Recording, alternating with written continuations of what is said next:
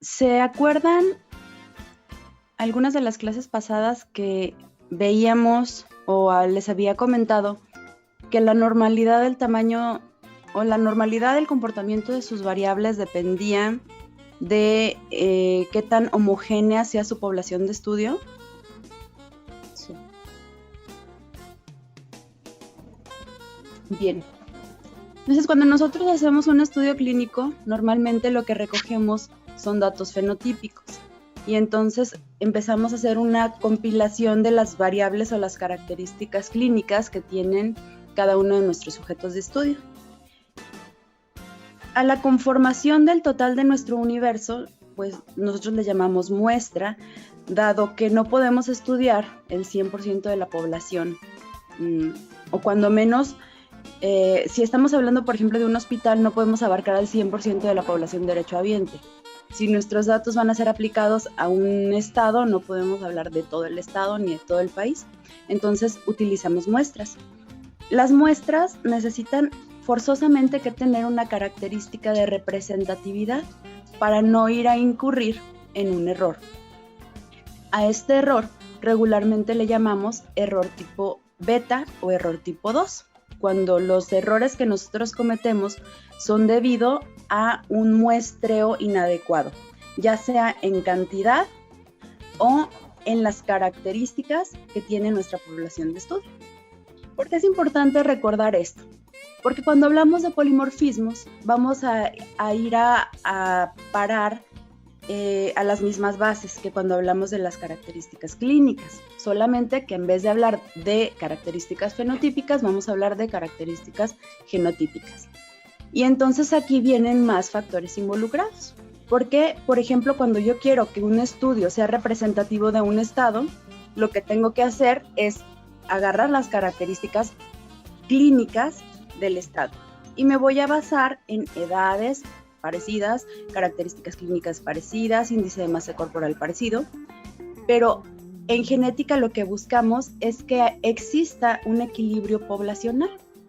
Y pues aquí nos metemos en una complicación un poquito más profunda, porque sabemos que nuestra población latinoamericana es una población mestiza, entonces no tenemos poblaciones puras a menos de que trabajemos con regiones indígenas o áreas donde exista poco mestizaje. ¿Qué es lo que vamos a estudiar cuando empezamos a diseñar una investigación que involucra polimorfismos?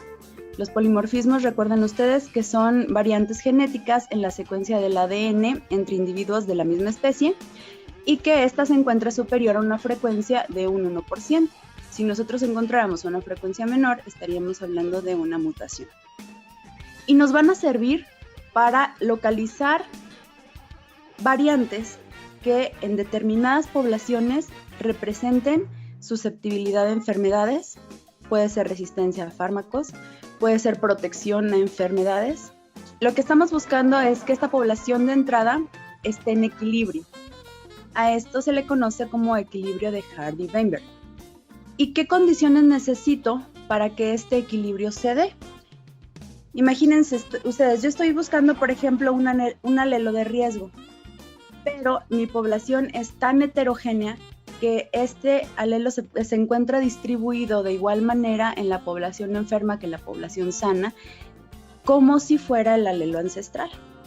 Entonces aquí sería un poco complicado debido a la heterogeneidad de la población que yo pudiera decidir si esto me representa un riesgo, una protección o no me representa nada. Por eso es que buscamos que la población esté en equilibrio. Entonces, ¿qué condiciones necesitaría tener idealmente para que mi población pudiera estar en equilibrio? Que la población fuera infinita. Obviamente, ese es un criterio difícil de cumplir porque pues les acabo de mencionar que muestreamos. Es muy importante entonces que en los estudios que se involucran polimorfismos, el tamaño de la muestra esté bastante bien calculado como para lograr una representatividad de la población a la que quiero extrapolar mis resultados. Y además que no resulte un falso negativo con un error tipo 2. Que exista apareamiento al azar. Esta condición tampoco se da porque nosotros estamos hablando de que como ser humano uno no anda por la vida diciendo, bueno, o sea, con el que caiga. nosotros somos selectivos a la hora de escoger con quién vamos a formar una familia, con quién vamos a tener descendencia, y entonces esto sesga el apareamiento al azar, sin flujo génico. Idealmente, para que una población esté en equilibrio, debería de detenerse la migración, para que esta población fuera equilibrándose y las características genéticas se fueran distribuyendo de la misma manera en este grupo poblacional.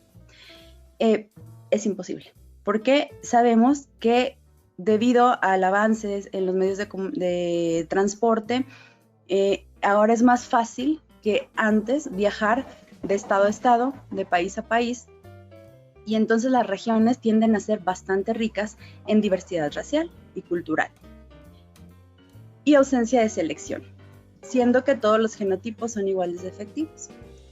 Bueno, entonces ante la imposibilidad de cumplir todos estos criterios que mantendrían en equilibrio a una población, entonces la sugerencia final siempre es: logren un muestreo adecuado. ¿Cómo lo logro? Pues haciendo un diseño que me represente o que me conteste mi pregunta de investigación. Por ejemplo, si voy a hacer un estudio descriptivo, hay fórmulas de tamaño muestral que me dicen cuánta población debería de incluir en mi estudio, tomando en cuenta tanto la prevalencia de la enfermedad a estudiar como la frecuencia de la variedad polimórfica que estoy buscando. Y entonces, si este dato ya está reportado, para mí va a ser muchísimo más fácil hacer el cálculo de tamaño de muestra. Si ustedes se dan cuenta, los estudios con polimorfismo son estudios con mucha población, y es debido a esto, porque tenemos que buscar que la población esté en equilibrio para poder en verdad encontrar un resultado congruente con mi hipótesis. Ahora, si voy a hacer un estudio de casos y controles igual, hay una fórmula para cálculo de tamaño muestral que me dice cuánto es el mínimo para involucrar, y con ese mínimo el aconsejable es que se incluyan más o menos el 10% de pacientes que fueron calculados de manera inicial. Y entonces ya lograr una representatividad muestral donde yo pueda ir a buscar si la población está en equilibrio. ¿Y de qué depende esta distribución alélica? Las frecuencias alélicas, pues ustedes saben que se van a heredar 2 y 2 por parte del padre, por parte de la madre. Y entonces nosotros tenemos una probabilidad de que lo heredado sea el alelo dominante de parte de la madre más el del padre o el recesivo, con una probabilidad de 25, 50, 25, para que esto nos dé un total del 100%. Cuando hablamos de frecuencias genotípicas, regularmente debería de estar la población distribuida de las siguientes maneras, o la frecuencia alélica distribuida de esta manera. Dado que esta P me representa la probabilidad de que este alelo sea heredado, entonces tenemos que P y P van a ser P cuadrada. Y luego tenemos 2 tantos de posibilidad de que sean heredadas de manera recesiva, tanto del padre como de la madre, y entonces a esta probabilidad le vamos a llamar 2P por Q. Y por último, el alelo recesivo es Q al cuadrado. P cuadrada más 2PQ más Q al cuadrado tienen que representarme el 100% de mi población. Vamos a ahorrarnos todo lo de las fórmulas y les voy a decir cómo poder hacer el ejercicio basados en herramientas que podemos encontrar en internet. La primera sugerencia es: identifiquen cuál es la variante polimórfica con la que ustedes están trabajando. A esta variante polimórfica hay que buscarla en la plataforma de datos del NCBI. Seleccionamos aquí en la ventana de los SNPs y nos va a hacer un display de las características generales del polimorfismo. Hay que checar que sea Homo sapiens y entonces aquí nos va a desplegar la siguiente información de importancia, como por ejemplo aquí el cambio que está sucediendo aquí en este caso, en este polimorfismo, es de A por C o de A por T, según lo estemos viendo, de 3 a 5 o de 5 a 3. El gen que están codificando, en este caso es ALDH 1A1, y la consecuencia funcional que tiene. En este caso estamos hablando de una variante introna. Ok, si nosotros le damos clic ahí donde está el polimorfismo, entonces nos va a desplegar esta ventana. Lo que nosotros necesitamos saber de este gen específicamente es la frecuencia de la variante polimórfica y del gen ancestral. ¿Por qué necesitamos saber esto? Pues para saber entonces cómo puede estar distribuido y tanto para calcular el tamaño de muestra como para saber si los resultados que yo estoy obteniendo están en equilibrio. Entonces es muy importante que yo ponga o que yo tenga este dato a la mano. Cuando le doy clic en el polimorfismo me despliega esta tabla y entonces yo lo que voy a hacer es darle clic aquí en frecuencias y en frecuencias me va a desplegar un listado desde mundiales por regiones. Aquí aparece más arriba América Latina y si se fijan aquí está el mexicano. Muchas veces no se encuentra el mexicano y tenemos que irnos al de América Latina o bien a la población que más se parezca. Aquí por ejemplo, donde está México, nos habla de la N del estudio que se realizó. Si se fijan, sí es mucha población, se hizo en 10.688 personas y la distribución es de 51-48. Y si se fijan, esto siempre va a dar el 100. Ya tenemos esta parte. Lo que vamos a hacer, si se fijan aquí, dice paso número 1, pero realmente lo que es más importante es que hagan ese paso que les estoy diciendo al principio, porque luego nos puede cambiar toda la información después. Ok, nos vamos a meter a una página que se llama SNPstats. El link aquí está, snpstats.net. Lo que vamos a hacer es verificar que la base de datos, como ustedes la hayan capturado, regularmente todos la capturan en Excel, la plantilla. Y ya de ahí nos vamos a usar distintos software estadísticos. Bueno, o es lo que se recomienda, ¿verdad? Entonces, ustedes en Excel tienen un encabezado y tienen su información. Así como la tienen, es como la van a vaciar. Esta es un fragmento de una hoja de Excel. Entonces, cada una de las celdas tiene un encabezado porque este software va a detectar el encabezado y de ahí les va a preguntar qué tipo de variable están utilizando, cuál es su variable de salida, es decir, cuál es la enfermedad, cuáles son sus grupos, en este caso es caso control, y cuáles son las covariables o variables confusoras para que el modelo de regresión que se está aplicando aquí pueda ajustarse con edad y con el género, por ejemplo, que estas variables no nos estén metiendo ruido. Entonces, así más o menos es la manera de capturar en Excel.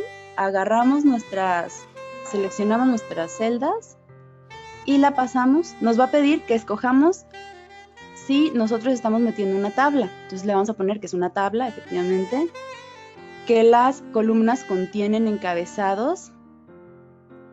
Si de preferencia eliminen los missings, o si hay, bueno, pues entonces pónganle cómo están capturando los valores perdidos, porque muchas veces no nos sale o no nos corre la información de manera correcta porque tenemos valores perdidos y no los codificamos y entonces empiezan a confundir los datos que ingresamos. Y si utilizamos separadores decimales, ¿cómo fueron capturados? Puede ser con puntos o puede ser con comas. Ya que tengamos toda esa información ahí, nos va a pasar a una siguiente pantalla. Aquí es importante, de nuevo, fíjense cómo nunca se fue de nuestro camino el describir la variable, porque por ejemplo aquí nos está pidiendo si queremos incluir en el análisis el folio. El folio obviamente no lo queremos analizar, ese nada más se va a quedar como encabezado. Después, en este caso metimos el encabezado PARC, que significa si tiene o no tiene enfermedad de Parkinson, y entonces la respuesta, que es caso control, nosotros la ponemos como variable de salida o variable de respuesta. Y el programa va a tomar esto como la variable principal para el modelo de regresión.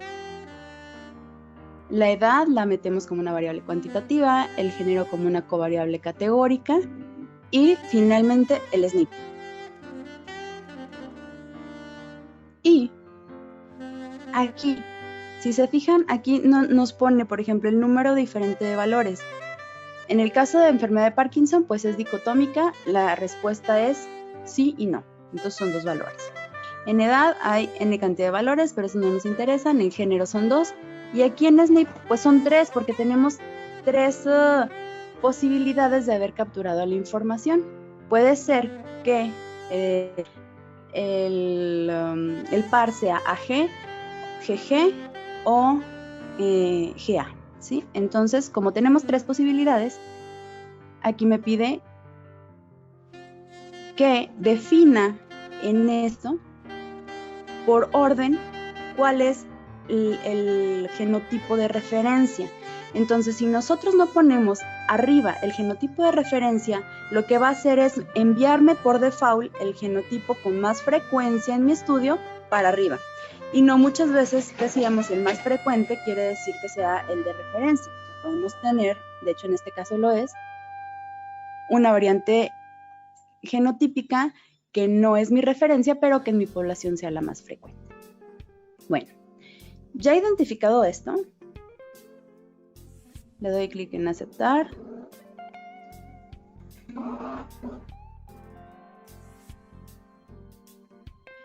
Y vamos a corroborar qué tipo de análisis es el que yo quiero.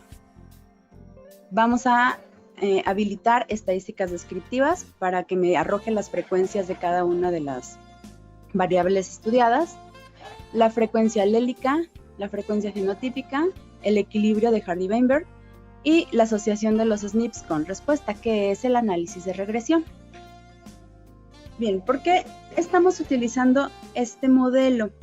Porque si se acuerdan, la clase pasada les hablaba de un cuadro de regresión logística binaria, que es un cuadro de contingencia donde pongo nada más 4 respuestas: expuestos, no expuestos, casos y controles, o enfermos y no enfermos. En este caso hay un grupo de no expuestos que se supone que es el genotipo de referencia, pero tengo 2 posibilidades más para poder tomarlas como el grupo de riesgo o el grupo de protección. Entonces aquí no estamos hablando de 4 grupos, estamos hablando de 6. Por lo tanto, el modelo se hace un poquito más complejo. Bueno, habilito esas opciones y lo que me va a arrojar finalmente el programa, tenemos una frecuencia alélica de 203 Gs y de 149 As, que me hace una proporción de 0.58 y 42. Si las sumamos nos va a dar el 100%. Y las frecuencias genotípicas, y ahí nos hace los 3 distintos pares, GG, GA y AA, el conteo y la proporción. Hasta ahí son solamente estadísticas descriptivas. ¿Qué es lo que nos interesa analizar? Lo que viene en el cuadro de abajo. Y vamos a aplicar los mismos criterios que utilizamos para los criterios de normalidad. Yo me planteo una hipótesis nula que dice que mi variable es igual, en este caso, en el caso anterior era igual a la normalidad. En este caso es mi hipótesis nula, mi variable es igual a que está en equilibrio. Si esta hipótesis es aceptada, entonces mi P va a ser mayor de 0.05. Si mi hipótesis alterna es aceptada, entonces la P va a ser menor de 0.05. El valor de P es de 0.76. ¿Qué quiere decir esto? Que la población general está en equilibrio. Pero si no estuviera en equilibrio, entonces ¿qué debería de buscar? Cuando menos que mis controles estén en equilibrio, porque se supone que si yo estoy buscando una variable polimórfica que me atribuya enfermedad, probablemente pues la gente enferma, esa población que debe de ser menor, probablemente y lo más seguro es que no esté en equilibrio y no pasa nada. Lo más importante es que quien esté en equilibrio sean mis controles, porque mis controles me tienen que estar representando a mi población sana. En este caso, los 3 valores están en equilibrio, puesto que la P es mayor de 0.05. Y me arroja una serie de modelos para que nosotros escojamos el modelo que mejor prediga la enfermedad. Y el primero es el modelo codominante, donde están los 3 genotipos y entonces hace una comparación del 1 con el 2, del 2 con el 3, del 3 con el 1 y me arroja una razón de momios. Aquí está la razón de momios. En este caso, la razón de momios es de 2.89, lo cual quiere decir que el genotipo de riesgo, que es el GG, si se fijan me pone 3 resultados. A contra A pues es 1. El primero con el primero es 1. Contra el segundo es 1.2 y contra el tercero es 2.8. Quiere decir que el genotipo de riesgo es GG y que este me representa 2.89 veces más riesgo de desarrollar Parkinson que aquellos individuos que no tienen este genotipo, GG, con un intervalo de confianza de 1.15 a 7.3 y un valor de P de 0.019. Quiere decir que es estadísticamente significativo. Este es el modelo codominante. El que sigue es el modelo dominante. El modelo dominante lo que hace es compararme el genotipo de referencia, que es AA, contra el heterocigoto y el homocigoto mutado. Y entonces, estos dos grupos los pone juntos. Cuando hace este análisis, resulta que no tengo un UR de riesgo. Entonces descarto el modelo dominante. Me voy al modelo recesivo. El modelo recesivo lo que hace es ponerme el heterocigoto con el genotipo de referencia contra el homocigoto, con el homocigoto mutado. Y entonces yo aquí también tengo un riesgo, que es de 2.49 veces más probabilidad de desarrollar Parkinson, con un intervalo de confianza de 1.29 a 4.81, con un valor de P de 0.005, que quiere decir que es estadísticamente significativo. 3 modelos que están aquí arriba son los mayormente utilizados. Y ustedes tendrían que decidir si escogen el modelo codominante o el modelo recesivo para ponerlo en sus resultados. Aquí donde dice A y C, en los criterios de Akaike, que nos hablan de un acercamiento con la banda de ajuste de este modelo a partir de la máxima verosimilitud. A mayor valor del modelo a mayor valor de este A y C es menor la banda de ajuste. A menor valor del A y C, mayor la banda de ajuste. Y lo que nosotros estamos buscando para que el modelo sea preciso es una mayor banda de ajuste. Entonces nos vamos al valor más bajo. Tenemos en el codominante 246 y en el recesivo tenemos 244. Por lo tanto, si tengo que escoger entre el codominante y el recesivo, escojo el recesivo.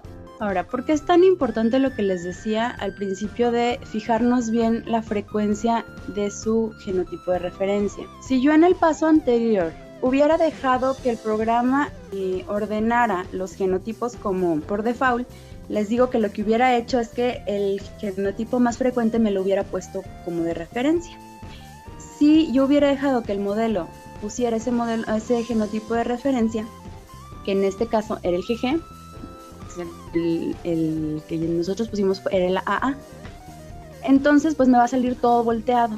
Y si se fijan, aquí ya no me están saliendo valores de riesgo. Aquí me están arrojando que todos los otros genotipos son protectores. Entonces, errores tan simples como ese puede arrojarme resultados muy diferentes. Por eso les comento, es muy importante que ustedes pongan atención en que se indague o se busque primero bien cuál es la frecuencia del gen y que se defina cuál voy a tomar como mi genotipo de referencia y cuál la variable polimórfica. Pues eso sería todo.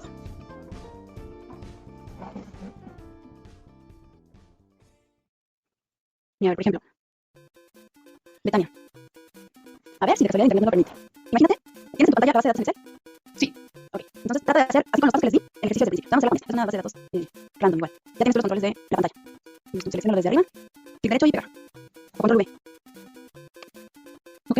Bien, ahora nos fijamos que tenga habilitado tabulador. Los columnas tienen nombres, encabezados, no hay valores perdidos, los valores decimales con punto. En valores perdidos, dale así solo, porque, y dale procesamiento de datos. Entonces, ahora tienes que decidir cómo vas a trabajar con esas variables. En su folio, es una variable categórica, esa no la habilitamos, esa no queremos que la analice. Vamos a meter el tema de Parkinson, género, edad y el SNP. Ahora Parkinson, vamos a marcarla como mi variable de salida, o la variable de respuesta, porque es la que quiero que me meta al análisis de regresión. Ahí donde voy, aquí donde están las pestañitas de disparar, a un lado hay una opción desplegable y ponle que tu variable de respuesta. Response. Entonces, edad es una variable cuantitativa, si la dejamos, género es una variable categórica, si la dejamos y el SNP. Entonces, lo más importante de ahí es tener la respuesta y el SNP. Y luego, aquí, en donde dice Category Order, fijarnos que, bueno, en este caso es imaginario, pero nada más checar que el alelo de referencia esté arriba. Por ejemplo, si G es mi alelo de referencia, y la marca, o AG, marca AG. Ajá, y luego con las flechitas que están a la derecha, dale el flecha para arriba para que tú puedas mover ese alelo arriba. Entonces, si te fijas, ya te lo llevaste para arriba. Entonces, AG lo voy a tomar como el alelo de referencia. Vale, así ya, análisis. Bien, entonces ahí ya habilitas estadísticas descriptivas porque son las que quieres, habilitas el análisis de SNP y deshabilita la última opción que es checar las interacciones entre las variables y el SNP, porque eso no va a tener problema. A menos que ustedes tengan más o menos, si pueden tener un análisis multivariado y entonces ver si este modelo hay interacción entre estos polimorfismos, que tanto se correlaciona con la enfermedad, a menos que tengan eso, ponemos el análisis múltiple. Si no, aunque no tiene caso, porque solamente estamos analizando polimorfismo. Y ya, resultados.